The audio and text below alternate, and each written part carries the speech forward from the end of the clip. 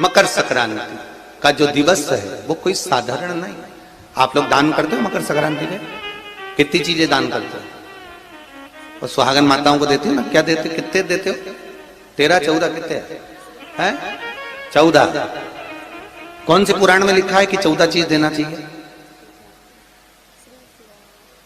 अरे बोलते जाओ जरा जल्दी जल्दी, बड़ी मुश्किल से तो पकड़ाई में आते हो तुम शिवरी नारायण वालों। 14 चीजें दान देना है। किस पुराण में लिखा है? कोई तुमसे पूछ सकता है तो महाराज आप कह सकते हो अग्नि पुराण में वर्णन आता है।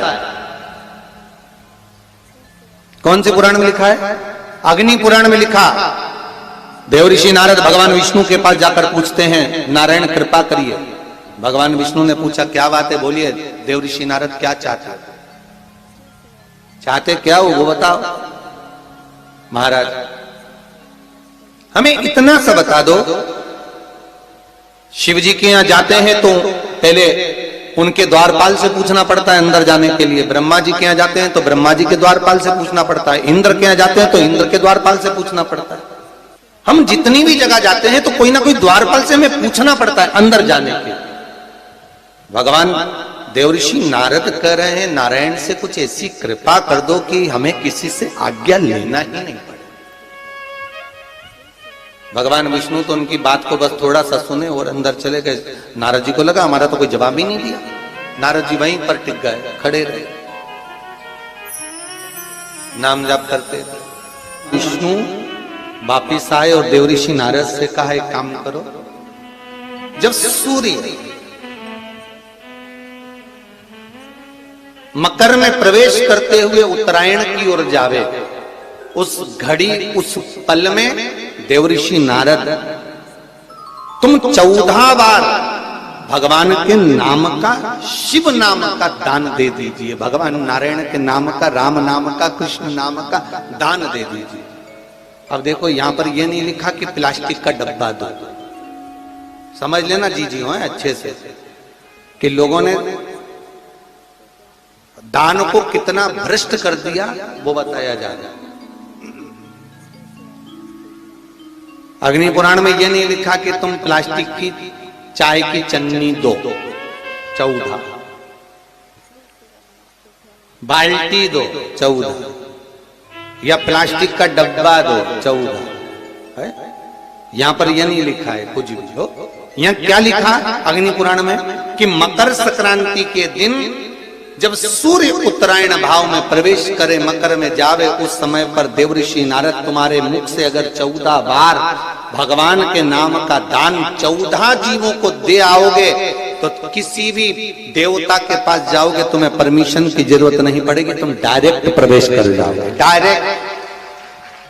अब तुमको अगर वैकुंठ में डायरेक्ट प्रवेश करना हो तो बिना पूछे, तो उसके लिए कहा ही मकर संक्रांति पे दान दो। तो किस चीज का दान देना है हमारा? प्लास्टिक का डब्बा नहीं, बाल्टी नहीं, चन्नी नहीं। फिर किस चीज का दान? तो कहा अगर देवर्षि नारद आप दान दे रहे हो तो 14 नाम का दान दीजिए। 14 जीवों को नाम का दान दे दो, भगवान के नाम का भजन करो। और अगर संसार के लोग दान दे तो किस चीज का? तो के अन्न से बड़ा कोई दान, अन्न से बड़ा कोई दान। अच्छा कई लोग कहते हैं कि सूर्य की उत्तरायण का क्रम है, ये क्रम है, ये पूजन का क्रम है, तिल्ली के लड्डू का क्रम है, लड्डू बना लो तिल्ली का, इसका क्रम है। पर अगर स्कंद पुराण उठाओ तो स्कंद पुराण में अगर मकर संक्रांति के क्रम को यदि पढ़ोगे तो मालूम पड़ेगा कि पूरे वर्ष में एक दिन ऐसा था जिस दिन भगवान शिव और नारायण ये दोनों, इसलिए आज भी हिंदू धर्म में गुड़ के लड्डू तिल्ली के साथ मिलाते हैं। क्यों? उसका कारण कि शंकर और नारायण ये दोनों एक ही दिन, एक ही पल गंगा का स्नान करने के लिए एक भगवान शिव। देखिए कितना कितना हमारे हिंदू धर्म में एक एक तिथि का, एक एक बार का एक एक महत्व है, उसको समझिए। माता लक्ष्मी भगवान नारायण और भगवान शिव को स्नान के लिए गुप्त रूप से झांकती है। तो भगवान विष्णु ने तिरछी दृष्टि में माता लक्ष्मी को देखा, तिरछी दृष्टि। तो माता लक्ष्मी को देखकर भगवान विष्णु शिव जी को देखे तो शंकर भगवान ने कहा, नारायण हमने देख लिया महारानी लक्ष्मी झांक रही है, हमने वर दे दिया है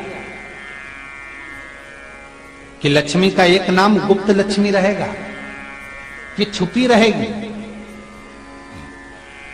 और आज मकर संक्रांति के दिन नारायण और शिव का दर्शन इस लक्ष्मी ने करा है। पर जो गुप्त लक्ष्मी का दान दे देगा उसके घर में कभी कोई बड़ी बीमारी प्रवेश नहीं करेगी। कैंसर जैसा रोग, किडनी और लीवर का रोग नहीं हो सकता। आज भी नियम है कि मकर संक्रांति के दिन एक लड्डू बनाया जाता है गुड़ और तिल्ली का, उसमें 1 का सिक्का 2 का सिक्का या कोई लक्ष्मी उसमें फंसा दी जाती है और लड्डू को पैक कर कर किसी मंदिर में दान दे दिया जाता है। उसको कहते हैं गुप्त लक्ष्मी, जिससे घर में कोई बड़ी बीमारी प्रवेश न हो। वो केवल मकर संक्रांति को ही होता है। कहते हैं मकर संक्रांति है जिस समय पर कल सूर्य उत्तरायण आ जाए और पहले दिन उत्तरायण के दिन ही जब संध्या का समय होता है, शाम का समय होता है महाराज, संध्या का जो समय होता है शाम का, अगर कोई बच्चा पलंग पर बाथरूम करता हो, गंदगी करता हो, सारी औषधि कर ली, दवाई कर ली, और या बच्चा रात्रि को उठकर चिड़चिड़ करता हो या रोता हो रात भर महाराज, उसके लिए, या माता के स्तनों में बच्चे को पिलाने के लिए दूध ना आता हो उसके लिए, या बच्चा रुदन करता हो या बच्चा गंदगी करता हो उसके लिए, कल शाम के समय पर प्रथम दिन में जब भगवान उत्तरायण आ रहे हैं मकर राशि के अंतर्गत, तो शाम के समय पर मकर संक्रांति के दिन गुड़ को पानी में मिलाकर शिवजी पर लेपन कर दो, उसी हाथ को बच्चे को मंदिर के बाहर चटा दो महाराज, फिर वो पलंग पर कभी गंदगी नहीं करेगा महाराज। जिस नारी का स्तन में दूध नहीं आता हो बच्चों को पिलाने के लिए, उसको भी अगर चटा दिया जाए तो स्तन में दूध आना प्रारंभ हो जाए महाराज। जो बच्चा रात्रि को रोता हो, जाग जाता हो, उसको भी अगर वो हाथ चटा दिया जाए तो वो काम करता है महाराज। ये कल के दिन करके देखना, बाद में बताना जरूर हो। शुगर वाले जीव जिनकी शुगर ऊंची नीची हो रही हो, ज्यादा शुगर की परेशानी आ रही हो और इंजेक्शन लेना पड़ रहा हो, उनके लिए निवेदन है काली तिल्ली कल के लिए है ये खास तौर से, बाकी के शुगर के लिए तो उपाय और बाद में बता देंगे, पर कल के लिए जो करना चाह रहे हैं जिनकी शुगर लेवल में नहीं आ रही है, काली तिल्ली शंकर भगवान के शिवलिंग पर समर्पित कर दो और उस काली तिल्ली को जब शिव जी पर चढ़ाएं तो महाराज हाटकेश्वर महादेव का नाम लेना है। कौन से महादेव? हाटकेश्वर महादेव का नाम लेना है और शंकर भगवान पर काली तिल्ली चढ़ाते जाना है। उसमें कंकर नहीं हो, सफेद तिल्ली का एक भी दाना नहीं हो, इसका ध्यान रखिए। उस काली तिल्ली को चढ़ा दीजिए। हाटकेश्वर महादेव का स्मरण कर कर किसी को जल ना चढ़ाने देना उस समय पर जब आप शंकर जी को चढ़ाएं, और भगवान शंकर की हाटकेश्वर महादेव का स्मरण कर कर 108 रुद्राक्ष से मनके से माला जप लो। वहीं शंकर चढ़ी रहने ना तिल्ली, उसी तिल्ली को वापिस कटोरी में उठाकर लिया। 3 दिन तक लगातार उसको थोड़ा थोड़ा कर कर सुबह के समय खाली पेट खाइए, शुगर लेवल पर आ जाएगी महाराज। आपकी शुगर हाई ऊंची नीची नहीं जाएगी। हाटकेश्वर महादेव का स्मरण। आपको अगर ऐसा महसूस होता है कि किसी ने आपकी दुकान पर बंधन कर दिया, आपका व्यापार बांध दिया, 4 दिन दुकान अच्छी चल रही है और 4 दिन बंद हो रही है, तो महाराज सूर्य का उत्तरायण जो प्रवेश है मकर के अंतर्गत, वो दोपहर में लगभग 2:30 बजे के करीब में आए, 2:30 से 3 के करीब में आए।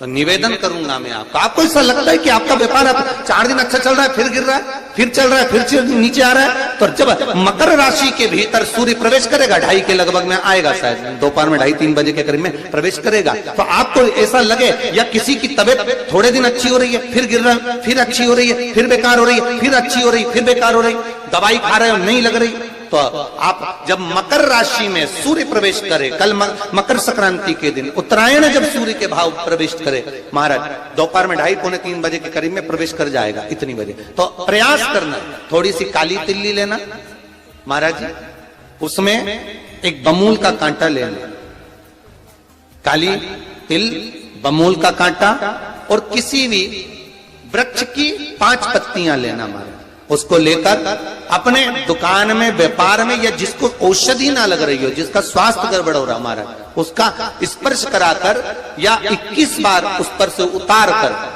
और उतारना क्या नाम लेकर है? अवधूतेश्वर महादेव। कौन सा महादेव है? जम के बोलो जरा। अवधूतेश्वर महादेव शिव जी का एक अवतार हुआ था, अवधूत रूप शंकर। शंकर भगवान के उस क्रोध को, भगवान शिव के उस क्रोध को ब्रह्मा जी ने घोड़े का रूप दे दिया था और घोड़े को समुद्र में डाल दिया था। उस घोड़े से जलंधर हुआ था, फिर जलंधर का विवाह वृंदा से हुआ था। अर्थात शास्त्र कहता है कि अवधूतेश्वर महादेव का जो रूप है वो रोग का निवारण करने के लिए, व्यापार की वृद्धि को आगे बढ़ाने के लिए। आप लोगों ने कहीं कहीं देखा होगा, किसी किसी के ऑफिस में देखा होगा कि वास्तु शास्त्री कहते हैं कि दौड़ते हुए घोड़े का फोटो लगाओ। सुना है कि नहीं सुना? अरे बोलो तो, सुना है कि नहीं सुना? किसी वास्तु वाले के पास जाओगे ना तो वो कहेगा तुम्हारा ऑफिस अच्छा नहीं चल रहा ना, तो दौड़ते हुए घोड़े का फोटो लगाओ। जो घोड़े 4-5 घोड़े दौड़ रहे हैं उनका फोटो लगा। क्यों कहते हैं वो? उसका कारण क्या है? वास्तुशास्त्री ऐसा क्यों बताते हैं कि दौड़ते हुए घोड़े का फोटो? उसका शास्त्र प्रमाण शिव महापुराण करती है महाराज कि शिव का एक रूप अवधूतेश्वर है, जिसको ब्रह्मा जी ने घोड़े का रूप दे दिया और घोड़े का रूप देकर उसको समुद्र में डाल दिया, जिससे जलंधर की उत्पत्ति हुई। तो अगर मान लो, अगर प्रॉब्लम चल रही है, व्यापार में दिक्कत आ रही है, व्यवसाय में तकलीफ आ रही है, या किसी ना किसी रूप में कोई ना कोई कष्ट आपको लग रहा है, तो अवधूतेश्वर महादेव का नाम लेकर काली तिल्ली, वृक्ष की पत्ती और एक बमूल का कांटा लेकर, और आप दुकान में से उतार लो, चाहे शरीर पर से उतार लो, उसको ले जाकर किसी भी चौराहे पर उसको पटक दीजिए।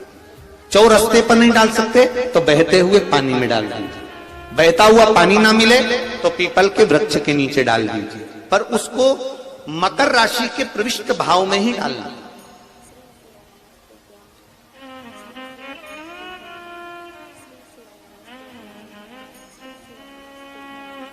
प्रविष्ट भाव।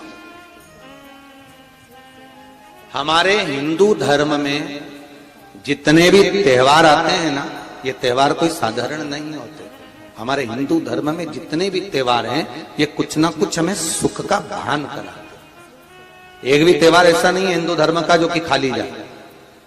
बस हम उससे दूर रहते हैं, हमें आता नहीं है, बस एक साधारण भाव में हमने त्योहार मना लिया, पर उसका महत्व हम समझते।